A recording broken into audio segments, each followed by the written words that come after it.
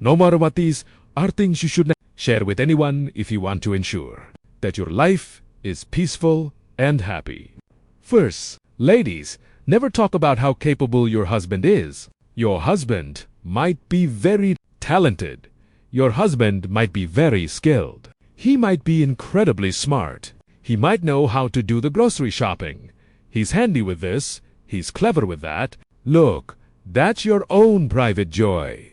It's your own personal happiness. It's a gift from heaven, just for you. You have a good husband, a wonderful husband, or a very lovable one, but don't share it with other people. It's not because you're afraid someone will steal him away. The truth is, people have this selfish streak. No one wants you to be better off than they are. People don't want you to be happier than them. That's why sometimes in life, when you're suffering, that's when people show you affection, console you, and pity you. Oh, you poor thing. I feel so sorry for you.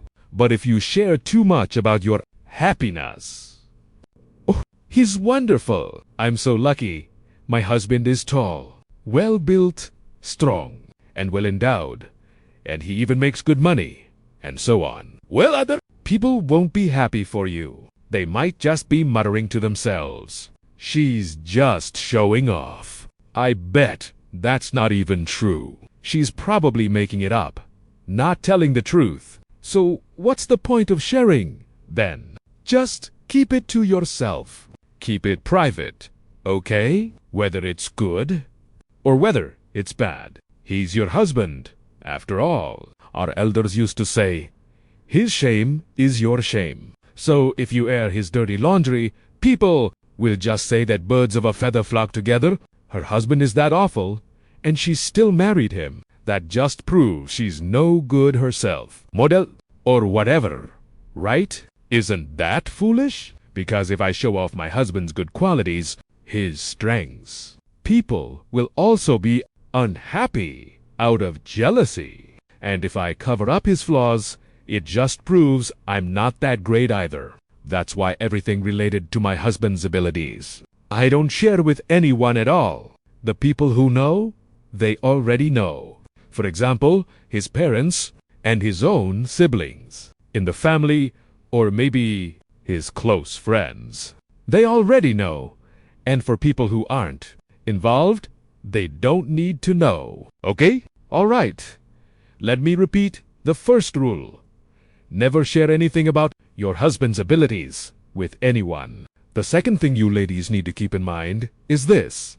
Don't ever share with others your feelings about your parents. And there might be some good things, and there might also be things you're not happy with, or you might even be annoyed with your parents. We tend to have this habit that whenever we have negative feelings, we just share them with other people, thinking that talking about it will lighten the load. It's true.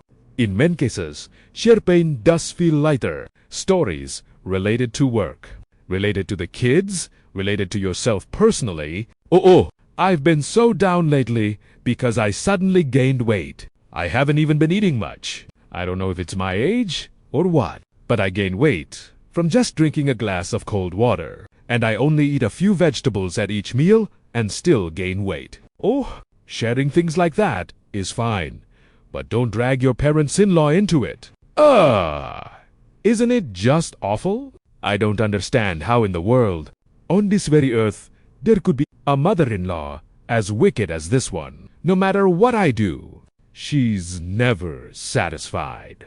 When I get home from work and greet her, she says, "Oh, don't trouble yourself." Right. When I sweep the house, she says, "What are you doing? Sweeping all the time. Nobody's even made a mess.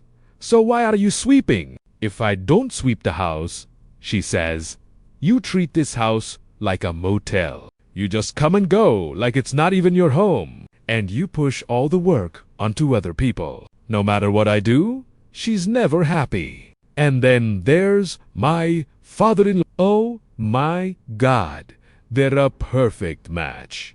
My father-in-law has such a big mouth and is so damn particular. I always thought that only mothers-in-law were difficult, But it turns out my father-in-law is even 10 times more difficult than my mother. Oh God. And on top of that, he's got his own other issues. The first thing is, we must not forget that walls have ears. Stories get passed around and will eventually get back to them. And they'll just say that you're the one airing the family's dirty laundry. Just to badmouth them. If she were actually a good person, you could praise her to the neighbors by saying something like, "Oh, my children's grandmother is just wonderful. I have to admit, I'm so lucky. I married into a family with the best mother-in-law ever." My God, that would be fine. You can share things like that, but don't overdo it. But as for the things that frustrate you, the things you're not happy about with your in-laws, just keep your mouth shut. Think about it. Even with your own husband, you don't tell him everything. To begin with, so why would you tell an outsider? Don't ever believe that people will keep their promises. Sometimes we might share something with a sister-in-law or with a neighbor or a close friend, and then we tell them, "I really value our friendship. You know I adore you. That's the only reason I'm telling you this." Don't tell anyone. What if it gets back to her and she blows up? Or if it gets back to my husband, it'll just get so messy. And that person will swear. And they'll promise, "Don't worry, I'm not the type to spread gossip." Until at some point, you just realize, yeah, if you can't keep a secret, don't ask anyone else to. People hear an interesting, juicy story about their best friends. The next day, it's, "Oh my gosh, I have this best friend, and she told me her mom is like this, her mom is like that." It's completely unintentional. Of course, one person tells 10, 10 tell 100. There are funny stories where people say something happened at one end of the village the day before, and by the next day, the entire village knows. And what should you especially not do? Don't share it on Facebook. If you share something with one person, it might take some time for them to pass it on to a second person. But if you post some vague, passive-aggressive comment, some resentful rant on Facebook, if you post about how you have the most miserable life in the world because you have a mother-in-law like this or a mother-in-law like that, she might not use Facebook. But her daughter, well, she uses Facebook. Her grandchildren will find out. They'll say, "Auntie posted something on Facebook. It seems like she's throwing shade at Grandma." And that's a huge problem. So, anything related to negative emotions about your in-laws, keep it to yourself. The third thing is, of course, both sides need to be discreet. But while I remind men about this in other situations, for you ladies, you must not share the very private details of your marriage, like talking about how many times a week, or how strong he is, or how he does this, or how he does that, to people who are more conservative. They'll think you're being vulgar. How could she talk about things like that? Sharing something so private. Sometimes you're just showing off because you feel proud. "Oh, my husband, he's over 50. But he's still very consistent. 3 times a week." Oh, sometimes you're just showing off because you feel proud. "Oh, my husband, you know, he's over 50, but he's still so consistent. 3 times a week. You know, it. Oh my God." And there was this one time, HEDOT model. It was absolutely exhausting. He couldn't finish for half an hour. Why would you even tell stories like that? For example, people who are proper will just say you're being vulgar. As for the people who actually enjoy hearing dirty stories, they'll listen. And then they'll add their own details. And then they'll go gossip about it somewhere else. So you see, whether it's some kind of flaw or just a habit or a preference between a husband and wife, people say every household is different.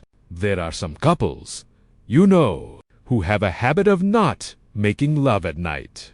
They go to sleep, and then around 3, 4 in the morning, they wake up and do it for a while in the early morning. Or maybe there's a couple You know, with a small child at home who is afraid that if they make love in bed and it starts shaking violently, they're scared the little boy or girl will wake up.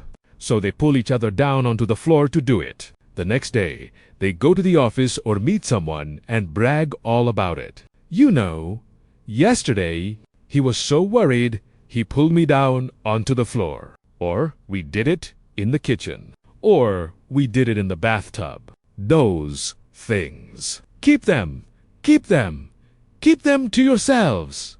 Okay? Don't share them. Good people won't appreciate it. And as for the not-so-good people, they are even less deserving of being told. That's why people call it a private matter, an intimate secret. The exception is for professionals like us. We are imparting knowledge. Now, if you were to tell that counseling expert that he's not allowed to speak, or that professor who teaches a course on human sexuality, if he doesn't talk about sex, what else is he supposed to talk about? One last thing, ladies, you should also limit this. And in fact, it would be best if you didn't do it at all, which is sharing your financial situation. If you're poor, nobody is going to pity you. If you're rich, nobody is going to give you anything. No one will pity you. And if you're rich, well, no one will like you for it.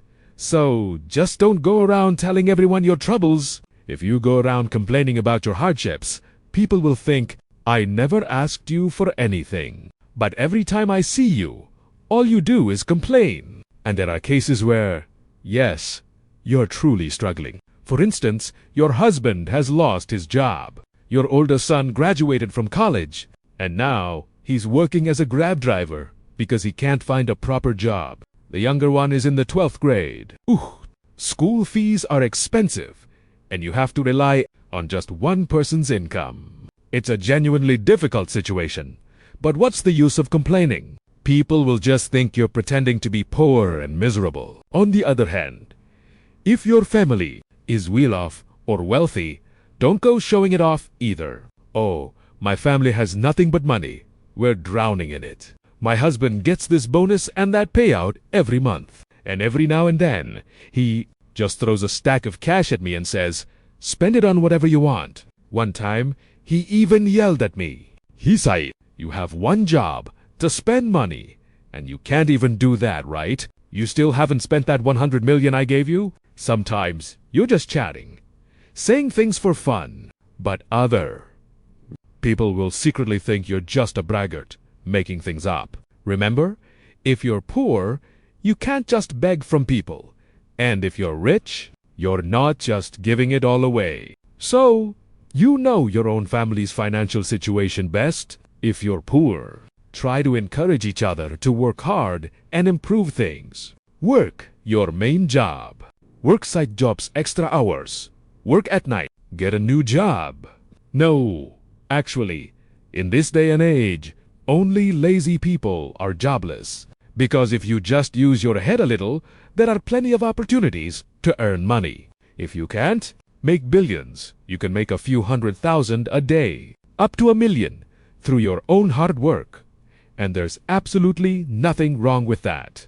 I have a friend who's a teacher, and she's not too proud at all. At night, she still does live streams selling things online. She manages to close some sales in the evening. And the things she sells are simple, like traditional Vietnamese blouses and some pants. Shorts for the guys. Belts, some leather wallets. They're all reasonably priced. And sometimes, just selling a few of those items, in the evening, you close a few orders, maybe 3, 4, or 5. That's also a few 100,000 in profit. It's both enjoyable and beneficial. It's better than just sitting around gossiping with other people, or nitpicking and complaining, bad-mouthing this person and that, or someone else. You know, spend your time making money. That's why I've reminded you ladies before. For the modern woman, what's the motto? Maintain your figure, not your husband. Put on makeup, not a jealousy. And make money, not trouble. If you're poor or facing financial hardship, figure out a way to get to work and earn some money. Don't share your financial situation with anyone. Those are 4 things that you ladies should keep to yourselves, okay?